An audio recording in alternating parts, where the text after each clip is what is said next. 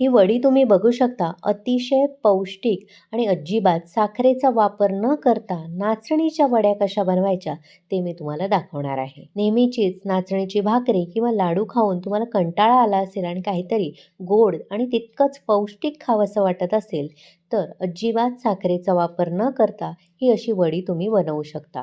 विशेष म्हणजे ही वडी एकदा बनवून ठेवलीत की अगदी महिनाभर टिकते. साध्या सोप्या पद्धतीने कुठेही अजिबात पाक न करता कमीत कमी तुपामध्ये आणि घरच्याच साहित्यामध्ये इतकी सुंदर वडी तुम्ही देखील सहज बनवू शकता. चला तर मग भरपूर कॅल्शियम आणि लोहयुक्त अशी नाचणीची वडी कशी बनवायची ते पाहूया. नमस्कार, मी प्रेषिताच किचनमध्ये तुम्हा सर्वांचे पुन्हा एकदा खूप खूप स्वागत करते. वडी बनवण्यासाठी सर्वात आधी गॅसवर मी एक कढई गरम करत ठेवली आहे आणि त्यामध्ये घरातले कोणताही एखादा कप किंवा वाटीचा वापर करायचा. त्याने 1 वाटी भरून सुकं किसलेलं खोबरं वापरायचं आहे. आता गॅसची आच लगेचच मंद करायची आणि मंद आचेवर हे खोबरं कुरकुरीत होईपर्यंत म्हणजे त्यामधला जो काही ओलावा असेल तो निघून जाईपर्यंत भाजून घ्यायचा आहे. सुक्या खोबऱ्यामध्ये भरपूर प्रमाणात अँटीऑक्सिडंट असतात. ते रक्तातील लोह शोषून घेण्याचं काम करतात. म्हणजेच आपल्या शरीरातील लोहाची कमतरता या सुक्या खोबऱ्यामुळे भरून निघते.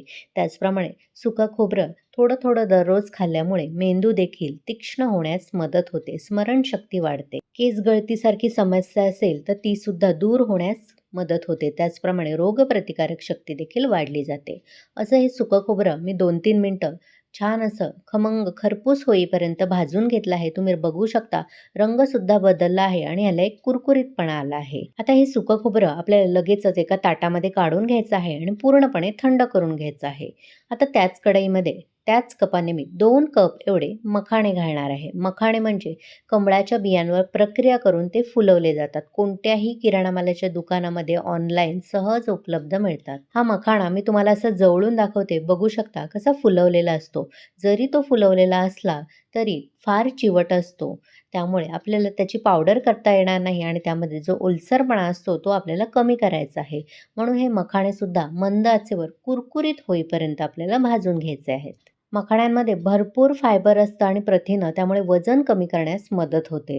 कॅल्शियम देखील भरपूर असल्यामुळे हाडांना देखील मजबूती येते. मखाण्यांमध्ये भरपूर प्रमाणात अँटीऑक्सिडंट असल्यामुळे रोगप्रतिकारक शक्ती देखील वाढली जाते. त्याचप्रमाणे कार्बोहायड्रेट्सची पातळी कमी असल्यामुळे रक्तातील साखरेची लेवल सुद्धा कमी राहण्यास मदत होते. म्हणजे ज्यांना शुगर, डायबेटीस सारखा त्रास आहे अशांनी मखाण्यांचा आपल्या आहारामध्ये समावेश केला पाहिजे. हे मखाणे सुद्धा मंद आचेवर छान कुरकुरीत होईपर्यंत मी भाजून घेतले आहे.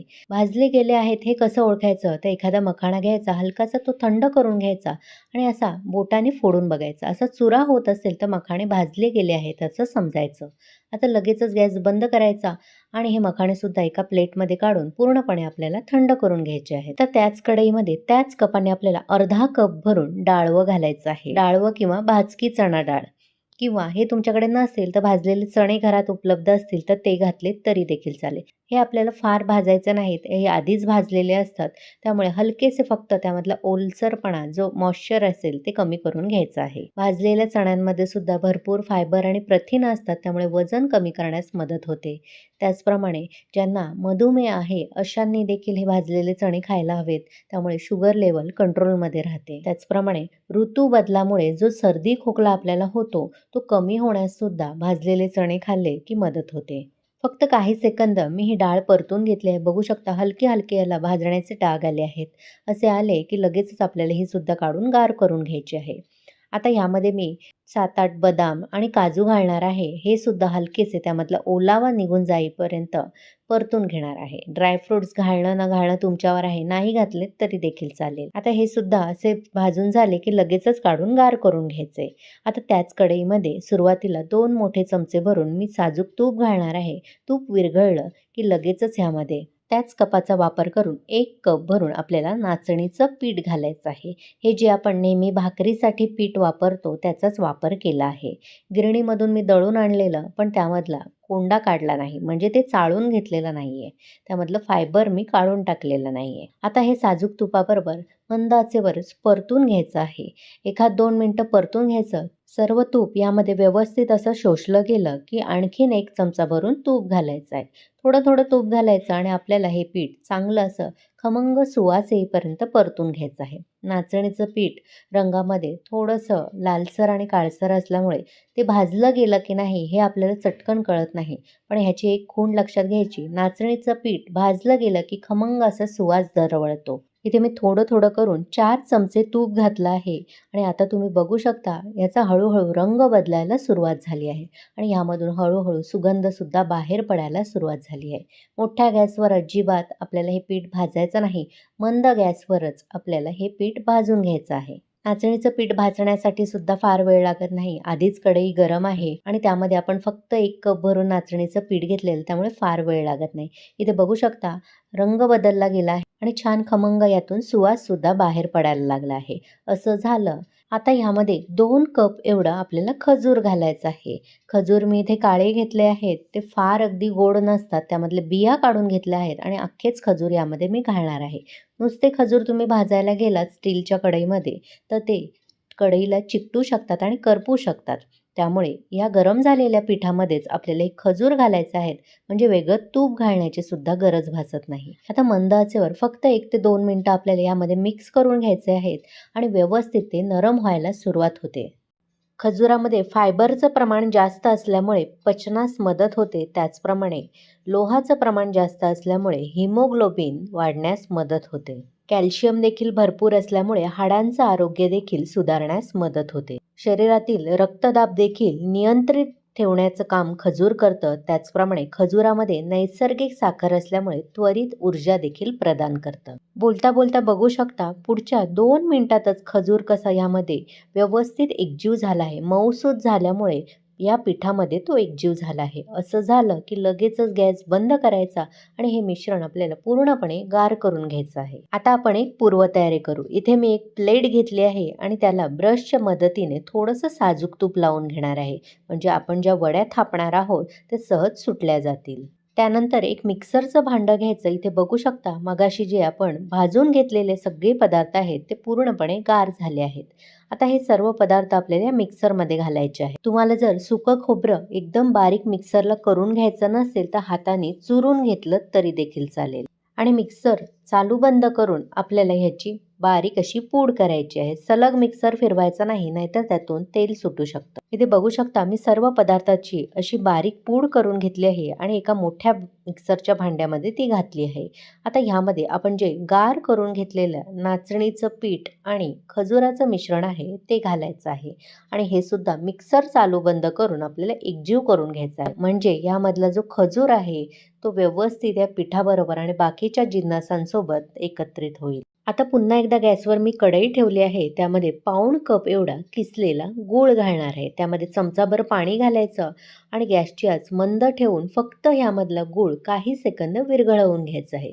असं इथे बघू शकता उकळी यायला सुरुवात झाली आहे. असं झालं म्हणजेच गूळ आपला विरघळला की लगेचच गॅस बंद करायचा आहे आणि आपण जे मिश्रण मिक्सरला वाटून घेतलेलं ते यामध्ये घालायचं आहे आणि व्यवस्थित एकजीव करून घ्यायचं आहे. मी इथे वेलची पावडर घातलेली नाही. तुम्हाला जर वेलची पावडर घालायची असेल तर थोडीशी घालू शकता. गूळ आपण फक्त इथे विरघळवून घेतलेला, अजिबात कुठेही त्याचा पाक केलेला नाही. म्हणजे वड्या आपल्या अजिबात कडक होत नाहीत. फक्त चमचाभर पाण्यात विरघळवून घ्यायचा. एवढीच गोष्ट लक्षात ठेवायची. आता काही सेकंदातच बघू शकता कसं मिश्रण झालंय. आधी किती कोरडं होतं आणि आता मस्त असं ओलं मिश्रण झालं आहे.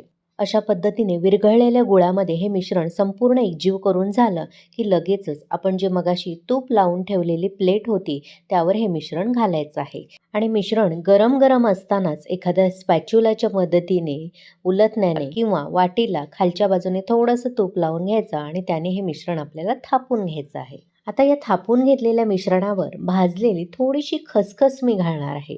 म्हणजे वडी दिसायला सुद्धा सुंदर दिसेल आणि एक प्रकारचा थंडावा सुद्धा शरीराला मिळेल. खसखस जर तुमच्या घरामध्ये उपलब्ध असेल तर आवर्जून या वडीमध्ये किंवा वडीवर अशी लावा. एका वेगळ्या लेवलचा स्वाद ही वडी खाताना जाणवतो. काजू बदाम सुरुवातीला वडीच्या मिश्रणामध्ये मिसळून घेतलेले त्यामुळे वरून थोडेसे पिस्त्याचे काप लावणार आहे. आता एखाद्या उलटण्याच्या मदतीने थोडंसं हे दाबून घ्यायचं म्हणजे वडीला व्यवस्थित चिकटलं जाईल आणि उलटण्याला थोडंसं तूप लावून घ्यायचं आणि उलटण्यानेच वडीचे असे काप करून घ्यायचे मिश्रण गरम असतानाच. म्हणजे मिश्रण थंड झाल्यावर वडी पाडणं तितकंसं शक्य होत नाही, कारण ती वडी सेट होते, त्यामुळे तुटण्याची शक्यता असते. आता ही वडी आपल्याला ओट्यावर अशीच ठेवून द्यायची आहे आणि जोपर्यंत ही प्लेट थंड होत नाही तोपर्यंत वाट बघायची आहे. इथे पूर्णपणे वडी गार झाली आहे. आता पुन्हा एकदा एखाद्या सुरीच्या मदतीने किंवा उलटण्याने असे काठ सोडवून घ्यायचे आणि वडी काढून घ्यायची. इथे बघू शकता किती सुंदर वडी पडली आहे. टेक्स्चर वडीचं बघू शकता किती सुंदर आले आहे आणि चव तर इतकी भन्नाट लागते की तुम्ही पुन्हा पुन्हा कराल. इतकी चविष्ट आणि पौष्टिक ही वडी तयार होते. माझी आजची रेसिपी तुम्हाला कशी वाटली? आवडली असेल तर एक लाईक करा. जास्तीत जास्त लोकांना शेअर करा आणि प्रेषिताच किचनला सबस्क्राईब करायला विसरू नका. सोबतच नोटिफिकेशनचं ऑलचं बटन दाबा, जेणेकरून माझ्या अशाच सर्व रेसिपी तुम्हाला लगेचच पाहता येतील. ही वडी तुम्हाला मी तोडून सुद्धा दाखवते. बघू शकता किती सुंदर झाली आहे. कुठेही कडक, चिवट वडी झालेली नाही. अगदी मऊसूत, तोंडात टाकताच विरघळणारी पौष्टिक वडी तयार आहे. नक्की करून बघा आणि कशी झाली ते कमेंट करून मला नक्की कळवा. चला तर मग पुन्हा भेटू अशाच मस्त, स्वादिष्ट, भरपूर टिप्स आणि एखाद्या नवीन रेसिपीसह. धन्यवाद.